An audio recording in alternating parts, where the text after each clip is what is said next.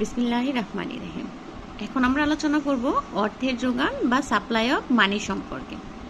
অর্থের যোগান বা সাপ্লাই অফ মানি বলতে কোনো দেশে সরকার কর্তৃক প্রচলিত সকল প্রকার মুদ্রা সমষ্টিকে সাধারণত মুদ্রার যোগান বলা হয়।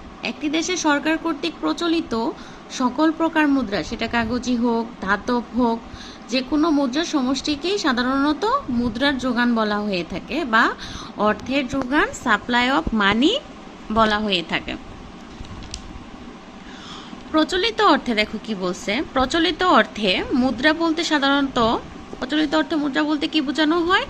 বাজারে চালু সকল প্রকার কাগজের নোট, বাজারে সকল প্রকার কাগজের নোট, যে নোটগুলো বাজারে প্রচলিত আছে, কাগজের নোট এবং ধাতব কয়েনের সমষ্টিকে বোঝায়। কাগজের নোট আর ধাতব কয়েনের সমষ্টিকে বোঝায়। আবার বাণিজ্যিক ব্যাংকের চাহিদা আমানতের জমা অর্থ কিন্তু প্রচলিত মুদ্রার অন্তর্ভুক্ত।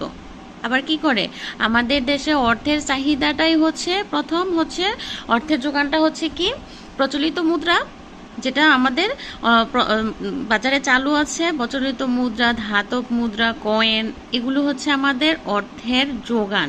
আবার বাণিজ্যিক ব্যাংকের চাহিদা আমানতটাও আমরা যোগানের অন্তর্ভুক্ত করতে পারি, অর্থের যোগানের অন্তর্ভুক্ত করতে পারি। কেননা বাণিজ্যিক ব্যাংকের চাহিদা আমানতটা আমরা চাহিদা মতো, আমাদের চাহিদা বা ইচ্ছা মতো আমরা ব্যাংক থেকে উত্তোলন করতে পারি, ওটা আমাদের ফিক্সড থাকে না। এজন্য আমাদের ধাতব মুদ্রা, কাগজি মুদ্রা, প্রচলিত মুদ্রার পাশাপাশি বাণিজ্যিক ব্যাংকের চাহিদা আমানতে যে জমানো টাকাটা, সেটাও হচ্ছে আমাদের অর্থের যোগানের অন্তর্ভুক্ত।